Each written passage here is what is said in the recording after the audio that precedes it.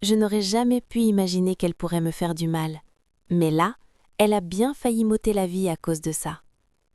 On nous appelait les 2 fleurs du village, mais l'une d'entre nous cachait une épine mortelle. Ma propre sœur a voulu éteindre ma lumière avec un poison.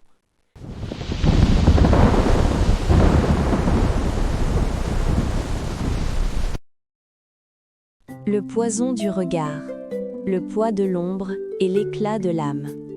On disait de nous que nous étions les 2 faces d'une même pièce d'or, moi, Aminata, et ma sœur cadette, Zola. Dans notre village, niché entre la lisière de la grande forêt et le champ de la rivière vive, on nous appelait les fleurs jumelles. Pourtant, une fleur grandit vers la lumière, tandis que l'autre, parfois, s'épanouit dans l'ombre de sa voisine. Le temps de l'innocence. Je me souviens de nos rires d'enfants, de la poussière rouge sur nos pieds et des paniers de mangue que nous portions en équilibre. Zola était belle, d'une beauté vive, comme un feu de brousse. Moi, on disait que j'avais la douceur de la lune. Tout allait bien, jusqu'à ce que le regard de Moussa se pose sur moi. Moussa n'était pas seulement le plus grand chasseur du clan, c'était un homme dont le silence avait plus de poids que les longs discours des autres.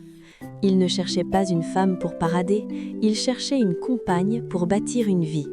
Quand il a offert la dot à mon père, j'ai vu pour la première fois une ombre traverser les yeux de ma sœur. Ce n'était pas de la haine, pas encore. C'était cette petite fissure de l'âme que l'on appelle l'envie. La montée de l'ombre. À mesure que le jour de notre union approchait, l'air dans notre case devenait lourd.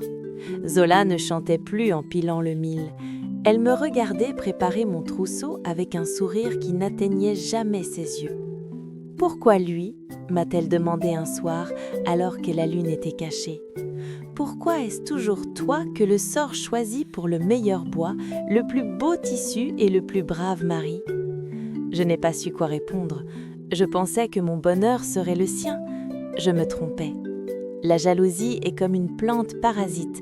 Elle ne fait pas de bruit en poussant, mais elle finit par étouffer l'arbre qui la porte. La nuit de la trahison. 3 jours avant la cérémonie, Zola est allée voir la vieille herboriste à la lisière du village, celle que l'on ne consulte que pour les choses que l'on veut cacher.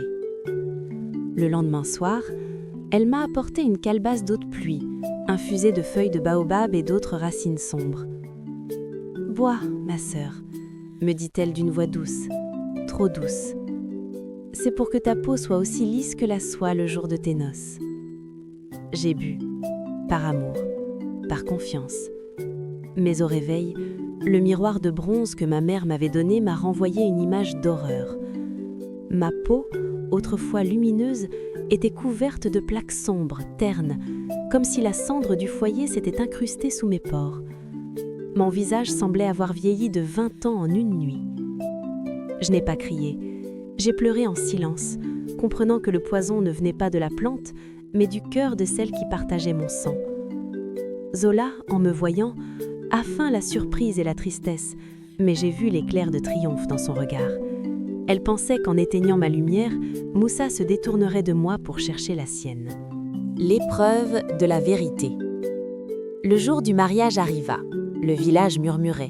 « La fleur s'est fanée avant même d'être cueillie », disait-il.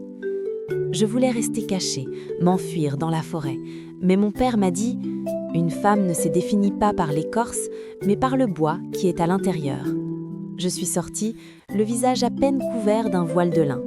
Moussa était là, debout, devant la grande case. Zola s'était parée de ses plus beaux bijoux, se tenant juste derrière moi, rayonnante, prête à recueillir les miens si Moussa renonçait. Quand Moussa s'est approché, j'ai tremblé. Il a doucement écarté mon voile. Il a vu ma peau gâtée, mes yeux rougis par les larmes, mon éclat envolé. Le silence est devenu si lourd qu'on entendait le battement d'ailes des oiseaux au loin. Zola s'est avancé d'un pas, un sourire timide aux lèvres, mais Moussa ne l'a même pas regardé. Il a pris mes mains dans les siennes, rugueuses et solides. « Aminata, dit-il d'une voix que tout le village entendit, un chasseur ne suit pas la trace d'un animal en regardant la couleur des feuilles qui l'entourent. Il connaît la bête à son sillage et à sa force. Ce que j'aime en toi, ce n'est pas le reflet de l'eau sur ton visage, c'est la pureté de la source qui coule en toi. » Le chemin de la rédemption. Le plan de Zola s'effondra comme un château de sable. Elle ne gagna ni un mari, ni le respect du village. Elle ne gagna que la solitude de sa propre amertume. Pourtant, l'histoire ne s'arrête pas sur sa chute, car la haine ne guérit rien. Quelques mois après notre mariage, alors que ma peau commençait lentement à retrouver sa clarté grâce aux soins de ma mère, j'ai vu Zola dépérir. Elle ne mangeait plus, hantée par la honte. C'est moi qui suis allée vers elle. Je ne lui ai pas jeté de reproches, je lui ai simplement apporté une calebasse d'eau pure. De la vraie, cette fois. « Bois, ma sœur », lui ai-je dit. Le poison du regard a abîmé ma peau, mais il a brisé ton âme. Pardonne-toi, car moi, je t'ai déjà pardonné. Zola a pleuré pendant des heures, la tête sur mes genoux. Ce jour-là, nous avons compris que la beauté est un don, mais que la loyauté est un choix. Elle est restée avec nous, apprenant à trouver sa propre lumière, sans chercher à éteindre celle des autres. On nous appelle toujours les deux fleurs du village. Mais aujourd'hui, nous ne sommes plus en compétition pour le soleil. Nos racines sont entrelacées et c'est ce qui nous rend invincibles.